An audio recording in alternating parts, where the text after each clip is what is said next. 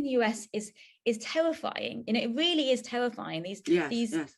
rights, women, we've been fighting, centuries to get these rights, and I think most of us believe that these rights were protected and we had won these rights. But actually, what we've seen in the past few years, it's not just Texas. There's been lots of legislations coming in across the US trying to restrict women's rights to have an abortion.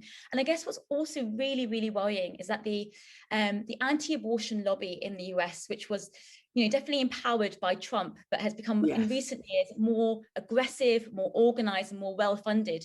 We know as well that they are exporting their tactics and also their money to anti-abortion lobbies across the world. And we've seen that links in funding with links in different countries, and of course the links in anti-abortion lobby in the UK. And I don't know if you've ever had experience, but the anti-abortion lobby in the UK, you will see them outside abortion clinics. Oh, trust me, I'll get trolled for this. I'll get trolled for this.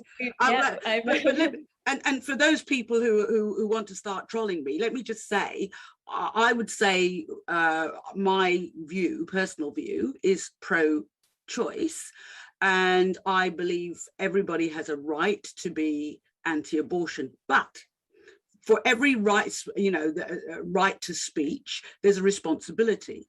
So I don't want to hear from anybody who is anti-abortion who isn't, like myself, a trained adopter or a trained in looking after children, who isn't funding children personally or spending their time working in deprived centres with children. If you do that and you pick up the slack from your choices and your right to speech, good on you, go ahead.